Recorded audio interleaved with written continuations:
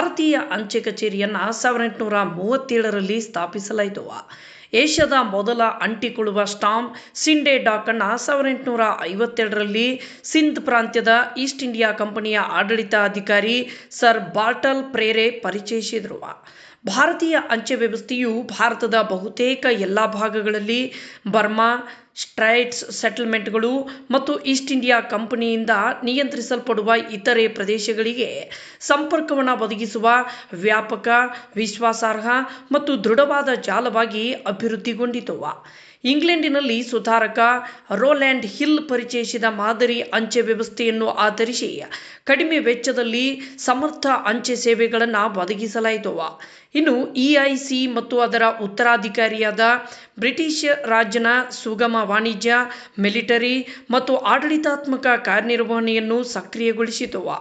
Imperial ಪೋಸ್ಟ್ಗಳು ವಿವಿಧ ಭಾರತೀಯ ರಾಜ್ಯಗಳಿಂದ ನಿರ್ವಹಿಸಲ್ಪಡುವ ಹಲವಾರು ಅಂಚೆ ವ್ಯವಸ್ಥೆಗಳೊಂದಿಗೆ ಸಹ ಅಸ್ತಿತ್ವದಲ್ಲಿದ್ದವು. ಅವುಗಳಲ್ಲಿ ಕೆಲವು ತಮ್ಮ ಡೊಮಿನಿಯನ್ಗಳಲ್ಲಿ ಬಳಕೆಗಾಗಿ ಅಂಚೆ ಚೀಟಿಗಳನ್ನು ತಯಾರಿಸಿದವು. ಆದರೆ ಈ ರಾಜ್ಯಗಳ ಗಡಿಯನ್ನು ಮೀರಿ ಮೇಲ್ ಕಳುಹಿಸಲು ಬ್ರಿಟಿಷ್ ಭಾರತೀಯ ಅಂಚೆ ಚೀಟಿಗಳು ಬೇಕಾಗಿದ್ದವು. ಟೆಲಿಗ್ರಫಿ ಮತ್ತು ಟೆಲಿಫೋನಿ ಪ್ರತ್ಯೇಕ ಇಲಾಖೆಗಳಾಗುವ ಮೊದಲು ಪೋಸ್ಟ್ಗಳ ಭಾಗವಾಗಿ ಕಾಣಿಸಿಕೊಂಡವು. 1947ರಲ್ಲಿ ಭಾರತದ ಸ್ವಾತಂತ್ರ್ಯ ನಂತರ ಭಾರತೀಯ ಅಂಚೆ ಸೇವೆಯು ದೇಶಾದ್ಯಂತ ಕಾರ್ಯನಿರ್ವಹಿಸುವುದನ್ನು ಮುಂದುವರಿಸಿದೆ. ಇನ್ನು ಭಾರತದ ಸಾರ್ವಜನಿಕರಿಗೆ ಅನೇಕ ಬೆಲೆಬಾಳುವ, ಕಡಿಮೆ ವೆಚ್ಚದ ಸೇವೆಗಳನ್ನು ಒದಗಿಸುತ್ತಿದೆ.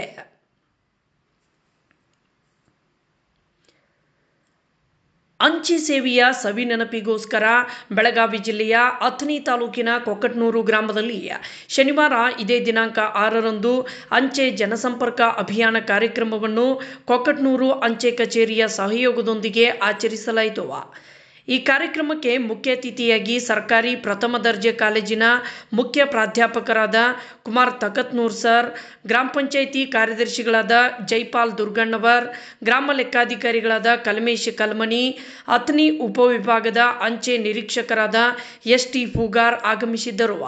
ಕಾರ್ಯಕ್ರಮದ ಅಧ್ಯಕ್ಷತೆಯನ್ನು ಪೋಸ್ಟ್ ಮಾಸ್ಟರ್ RR ಸಿಂಗೆ ವಹಿಸಿದ್ದರು.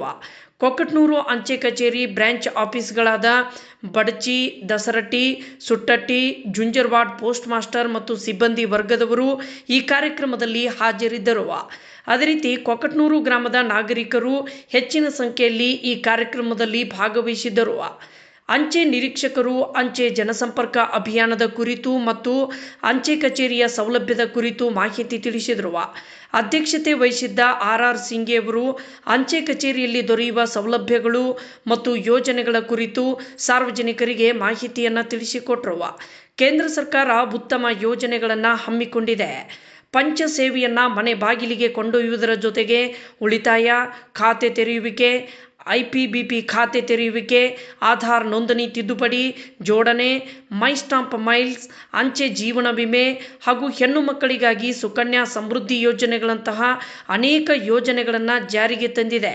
ಹಾಗಾಗಿ ಸಾರ್ವಜನಿಕರು ಅಂಚೆ ಇಲಾಖೆಯೊಂದಿಗೆ ಕೈ ಜೋಡಿಸಿ ಭವಿಷ್ಯದ ಜೀವನಕ್ಕೆ ಬಲ ತುಂಬಿಕೊಳ್ಳಬೇಕು ಎಂದು ಕರೆ ನೀಡಿದರು.